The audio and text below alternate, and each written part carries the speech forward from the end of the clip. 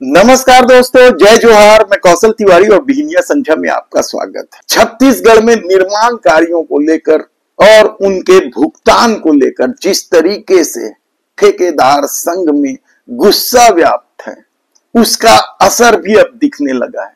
हालांकि सरकार ने इस गुस्से को दबाने के लिए उच्च स्तरीय कमेटी बना दी है ताकि जीएसटी सहित ठेकेदारों के दूसरे मुद्दों का हल किया जा सके। लेकिन ठेकेदार क्या कहते हैं, क्यों नाराज हैं?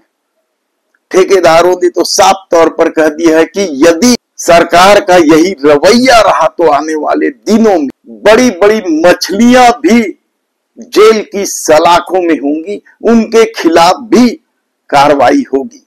दरअसल मामला गौरेला पेंड्रा मरवाही जिले का है, जहां एक सब इंजीनियर को, पीसी बंजारे को रिश्वत लेते हुए एसीबी की टीम ने पकड़ लिया। यह सब इंजीनियर अंकित मिश्रा नाम के ठेकेदार से उसके बिल पास कराने के एवज में 25,000 रुपए की मांग की थी। एसीबी ने पकड़ लिया। इन तमाम मुद्दों को लेकर हमने कॉन्ट्रैक्टर एसोसिएशन के अध्यक्ष वीरेश शुक्ला से बात की। उन्होंने क्या कुछ कहा, पहले सुन लीजिए।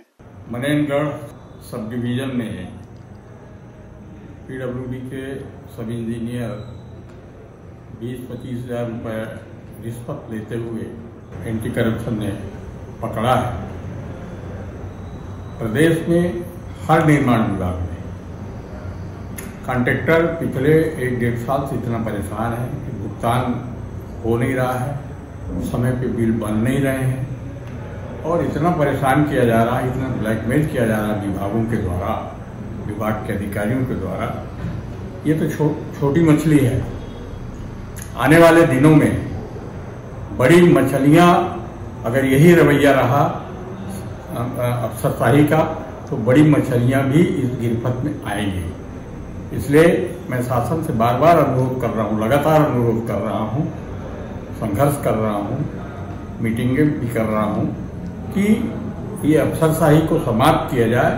और क्योंकि ठेकेदार सरकार का एक अंग है, निर्माण कार्यों को गांव-गांव तक शासन का विकास कार्य को पहुंचाता है, तो अगर समस्याओं का निराकरण नहीं हुआ, निदान नहीं हुआ, तो अभी और बड़ी बड़ी मछलियां इस घेरे में आएंगी।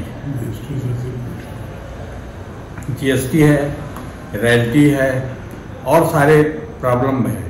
सीजीएमएससी बोर्ड में पिछले 3 वर्षों से ठेकेदारों का भुगतान लंबित पड़ा हुआ है, घूम रहे हैं। प्रधानमंत्री ग्राम सड़क योजना में 2 साल पहले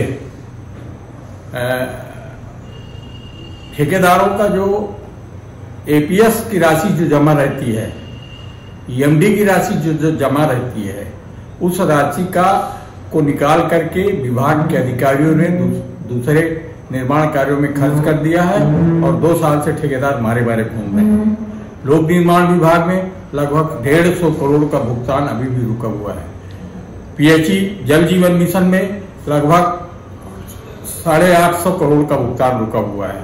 कुल मिला के ये देखा जा रहा है कि चारों तरफ हाहाकार मचा हुआ और ठेकेदार परेशान घूम रहे हैं, कोई सुनने वाला नहीं है। कॉन्ट्रैक्टर एसोसिएशन लगातार संघर्ष कर रहा है और प्रयास कर रहा है कि शासन ठेकेदारों की समस्याओं का निराकरण करे और ये जो अफसर जो है अपने अपने विभागों में अपने अनुसार नियम कानून बना करके ठेकेदारों को ब्लैकमेल कर रहे हैं। तो मेरा अनुरोध यही है कि इस पर लगाम लगाए और निराकरण करें, अन्यथा बड़ी मछलियां भी ईओडब्ल्यू और एंटी करप्शन के गिरफ्त में आएंगी। ये जीएसटी सहित विभिन्न मुद्दों को लेकर जो उप मुख्यमंत्री ने कहा है कि उच्च स्तरीय कमेटी बनाएंगे, उससे आप संतुष्ट? कमेटी तो बना दी गई है, राज्य सरकार के द्वारा एक कमेटी का गठन कर दिया गया है फाइनेंस सेक्रेटरी के अंडर में, और कमेटियों की बैठक भी 3/11 को मंत्रालय में हो रही है। कमेटी में सभी निर्माण विभागों के आला अधिकारी हैं, उच्च अधिकारी हैं, और मेरा उन अधिकारियों से अनुरोध है कि ठेकेदारों के भुगतान के संबंध में, जीएसटी के संबंध में और जो भी मामले हैं रॉयल्टी के संबंध में उचित निर्णय लें और समस्या का निराकरण करें, अन्यथा आगे और तेज ठेकेदार आंदोलन करेंगे और पूरे प्रदेश में ठेकेदार निर्माण कार्यों को बंद कर देंगे। यानी समझिए सत्ता क्या चाहती है, क्या कर रही है, क्या खेल खेल रही है। और अब तो ठेकेदारों ने आर पार की लड़ाई का निर्णय कर लिया है, कहा जाए तो गलत नहीं होगा। हालांकि छत्तीसगढ़ शासन के निर्माण विभाग में लंबित मांग, भुगतान में देरी व अन्य समस्याओं को लेकर सरकार ने कमेटी तो बनाई और यह कमेटी 3 नवंबर को अपनी रिपोर्ट भी दे देगी। और इस कमेटी की वित्त सचिव की अध्यक्षता में बैठक भी हो चुकी है, जिसमें लगभग सब विभाग के अधिकारी शामिल थे। अभी निर्माण विभाग में जीएसटी और खनिज रॉयल्टी मामले में अलग अलग नियम प्रक्रिया है, जिससे ठेकेदार परेशान है। छत्तीसगढ़ कॉन्ट्रैक्टर एसोसिएशन के प्रदेश अध्यक्ष वीरेश शुक्ला ने पीडब्ल्यूडी में बिलों के साथ 18% जीएसटी के साथ बिल भुगतान और खनिज रॉयल्टी में भारी विसंगति सहित कई मामलों को लेकर आंदोलन करते रहे। तब देखना है कि आने वाले दिनों में सत्ता और ठेकेदारों के बीच किस तरीके से लड़ाई तेज होगी और कौन कौन सी बड़ी मछली धरे जाएंगे। धन्यवाद।